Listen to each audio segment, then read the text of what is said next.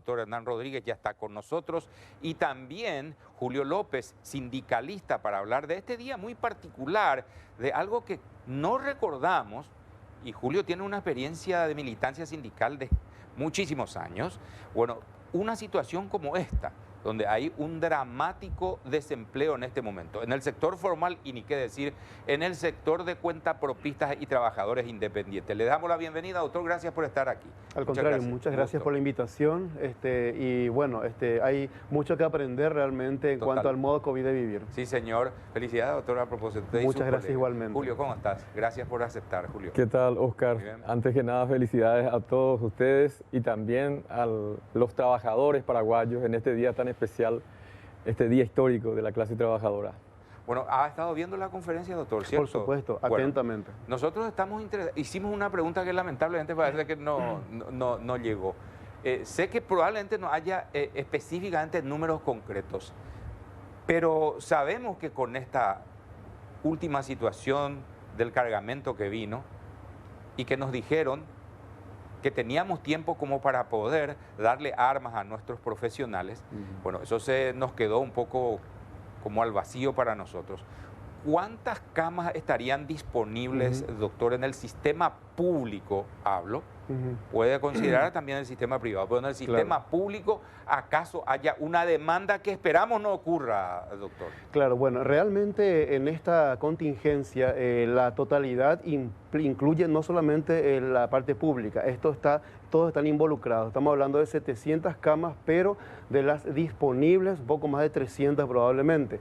De todas formas, todo esto está previsto a modificarse, ¿verdad?, de acuerdo a las necesidades que se requieran. De todas formas, todo esto, como se mencionó en la conferencia de prensa, va a depender en cuanto a esta cuarentena inteligente, ¿verdad?, como para ir regulando o utilizando el freno de mano, como se dice. Ese es uno de nuestros parámetros, la ocupación de camas, para ver cómo actuamos después. Lo ideal es que no se use o no se utilice. Claro. ¿Estas 700 que incluyen entonces las camas del sector privado también? Por supuesto. De hecho, estamos hablando de que toda esta contingencia, como dije, abarca todo, parte privada, pública, y cuando hablamos de pública hablamos de seguridad social, policías, militares, etcétera.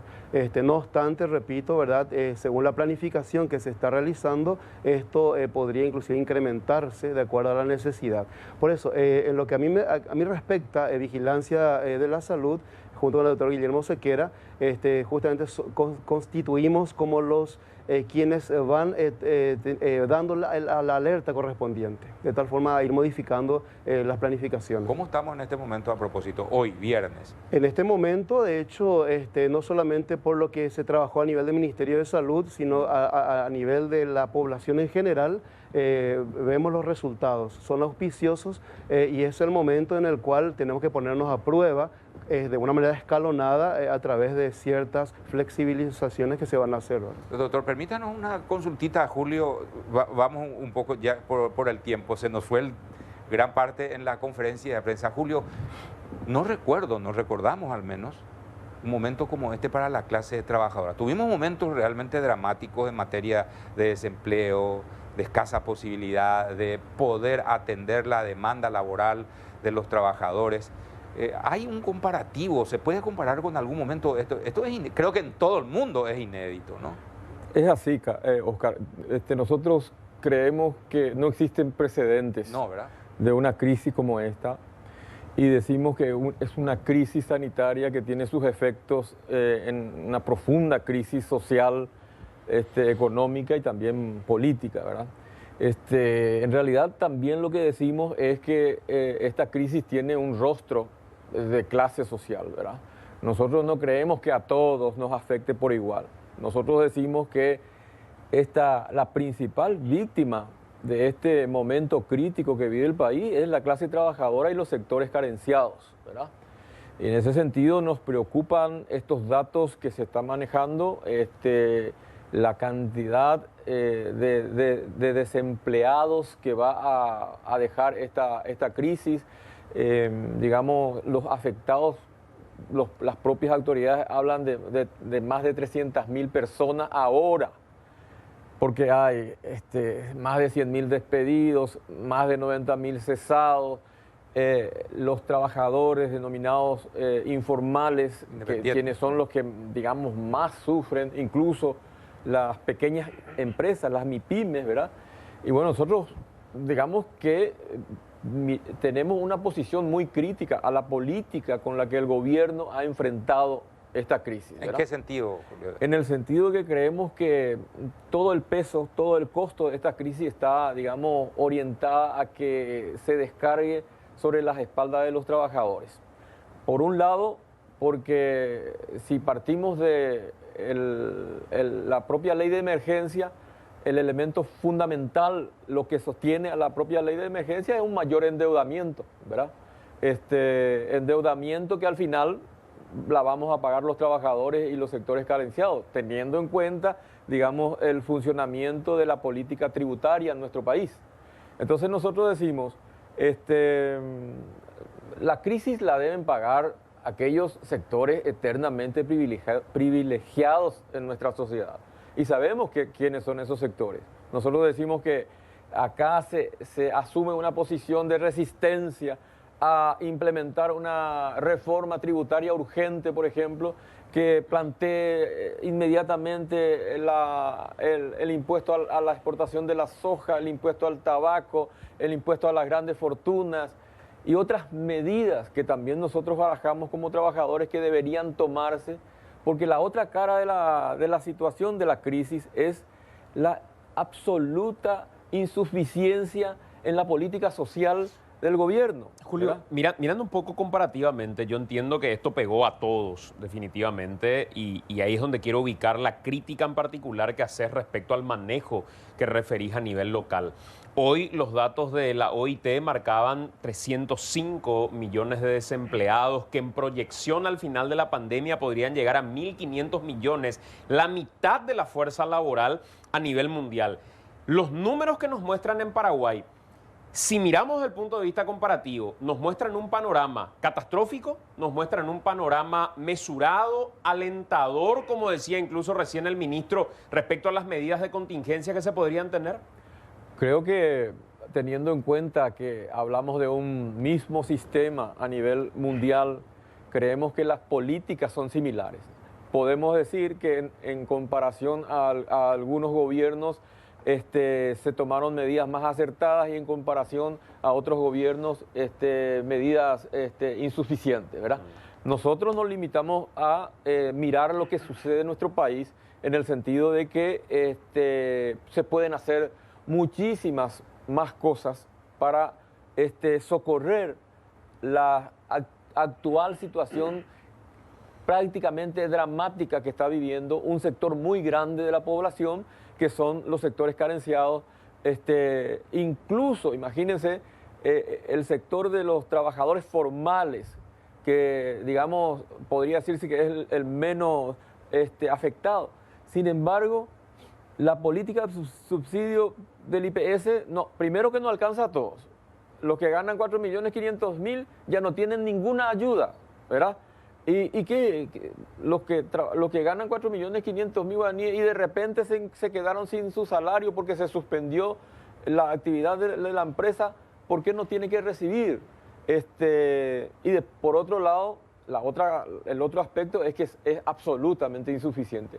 Todo el mundo sabe que es imposible que una familia pueda sustentarse o pueda sostenerse con la ayuda que está recibiendo, con 500.000 guaraníes o con 1.100.000 guaraníes, que ni sabemos si va a ser por los 3 meses que se está planteando. Bueno, hay que plantear pues propuestas ya. Creo que una de las propuestas planteaste, el tema impositivo, que vamos a hablar otra vez después. Pero, doctor, están diciendo que, aquí un compañero me dio de nuevo el dato, vamos a tener un notable descenso de la temperatura, claro, creo que a mediados de la próxima semana.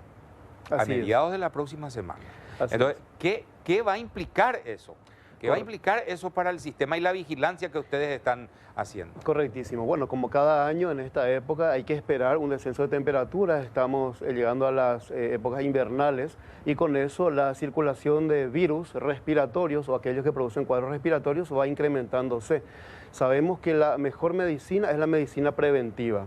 Este modo COVID de vivir, evidentemente no solamente ayuda para prevenir enfermedades para el COVID-19. También cualquier cuadro respiratorio, inclusive gastrointestinal. Lavado de manos, distanciamiento físico con otras personas. Bueno, estas son medidas que hay que mantenerlas, ¿verdad? Doctor, ¿puede un cuadro, no de COVID, de influenza grave requerir de UTI? Por supuesto. El año pasado, 64 personas fallecieron por influenza. Ninguna estaba vacunada, entre paréntesis. Entonces, por eso es importante acercarse a los vacunatorios, sobre todo aquellas personas con factores de riesgo. Se hizo correr, lo comentamos esta semana. Sí, había gente que iba porque pensaba que la vacuna contra la influenza prevenía el COVID también. Claro. Así es. Y por eso los hospitales se vieron invadidos. Claro. Eso de paso, es bueno que eso haya ocurrido, porque en general hay que más o menos rogarles, si está mejor, pues váyanse, Sí, pues vacúnense. Sí. Eso ocurre. Estamos llegando casi a 800.000 personas vacunadas, que es récord verdaderamente. Entonces, ¿récord en los últimos años, doctor? ¿Cómo? 800.000 personas vacunadas a esta altura. No. ¿Todavía no es un récord? No, absolutamente. Es algo inusitado. Realmente la demanda de vacunas es increíble. ¿Va a alcanzar 1.200.000 dosis gratis? Se está barajando la posibilidad de solicitar más dosis a través de la Organización Panamericana de la Salud.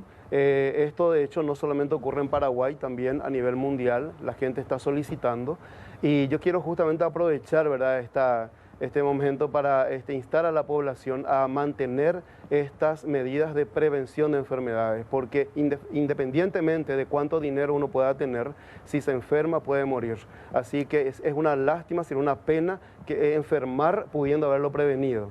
Entonces, estas medidas tan simples, y a veces suelo decir ridículamente simples, como lavarse la mano o evitar compartir el mate o el tereré, puede significar muchas veces la diferencia entre la vida y la muerte. Doctor, hay una cuestión que ayer comentábamos por parte de la Sociedad Paraguaya de Infectología, se daba también el detalle, y tiene que ver con que aquellos casos que se dieron en Corea de personas que ya se recuperaron y saltaban de nuevo como casos positivos de coronavirus, en realidad eran falsos positivos y no generan transmisión según las últimas... ¿Ya no contagian, dice? Ya no contagian. Por lo menos es lo que decía este artículo. Sí. La pregunta es, ¿eso alienta respecto a alguna estrategia de inmunidad de rebaño? ¿O en realidad con el número de infectados que tenemos en Paraguay es imposible que todavía experimentemos la inmunidad de rebaño porque son pocos los casos de contagio? Así mismo. Bueno, es un razonamiento bastante interesante porque habiendo pocos casos en nuestro país, obviamente hay mayor cantidad de personas susceptibles. O sea, como país, como población, es un riesgo. Pero yo les quiero justamente hacer el siguiente comentario también. Hay virus, por ejemplo, el virus sincitial respiratorio, que fue motivo también de prensa el año pasado. Es un virus que produce cuadros respiratorios, prácticamente no puede diferenciarse de otros, como la COVID-19, por ejemplo, y también puede producir muerte. El año pasado fallecieron 46 personas por virus sincitial respiratorio. Ese virus no deja inmunidad. O sea, una persona se enferma, tiene el cuadro, puede contagiar el virus, se cura y luego puede en la misma temporada volver a enfermarse. O sea, por eso la política, digamos, de prevención tiene que ser integral para todos los virus que puedan producir cuadros respiratorios. O sea, no solamente enfocarse a uno en particular, tiene que ser con medidas de higiene por un lado y la vacuna antigripal por otro lado. Nosotros tenemos un calendario, sí, y ese calendario nos marca que en cierto punto, a final de año, todavía algunas medidas pueden existir todavía en cuanto a este nuevo modo COVID de vivir. Cierto, se va a prolongar, se va a extender. Claro, pero honestamente, doctor, ¿crees que vamos a terminar acostumbrados a, más que saber cuántos están infectados, a mirar el semáforo y decir, de aquí a los próximos años inclusive, sí, que hay todavía gente que va a tener que quedar en casa? No, por supuesto, eso es algo que debemos ya dejar en claro. Recuerdo que en el año 2009, y te digo por experiencia propia, siempre cuento, yo tuve que estar aislado porque tuve influenza H1N1, 10 días. Después parece que se perdió esa capacidad de asombro, ¿verdad? Y la gente sigue diciendo, tengo una gripe simple. No existe gripe simple. Si tenés gripe, tenés que quedarte en la casa con reposo y aislamiento. Y eso va para todos los virus respiratorios, porque hay poblaciones susceptibles que pueden enfermar de una manera grave. Julio, volvemos al ámbito sindical hoy en el Día del Trabajador. Ya hablaste de un tema que deja muchas cosas que daban esta pandemia, no es que hizo emerger, consolidó nomás ya cosas que se sabían, Julio, sobre todo en el sector social, ¿verdad? Y la carencia de política laboral, la falta de seguridad social, la falta de una adecuada atención a la salud pública de los más desposeídos, de las clases populares. Eso es notable. Nuestro sistema de salud se queda al desnudo. Y ustedes tienen una propuesta así, hay que hablar de la reforma tributaria. Pero hablemos de otras propuestas. ¿Qué sugieren ustedes? El tema de seguridad social, por ejemplo. ¿Cuánto por ciento de los trabajadores están en IPS? Bueno, en realidad esta crisis desnudó desde el punto de vista sanitario la profunda fragilidad del sistema sanitario en nuestro país, ¿verdad?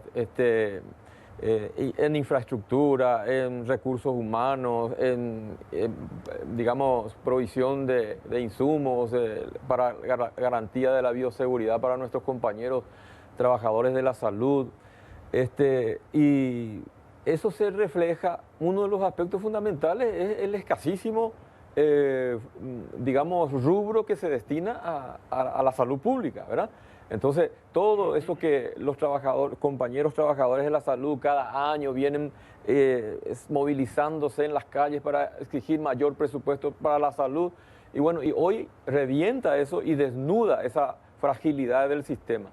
Y lo que es realmente más vergonzoso y realmente indigna a los trabajadores y me imagino a la ciudadanía, es que en este marco, digamos, se verifiquen hechos de corrupción desvergonzada, ¿verdad?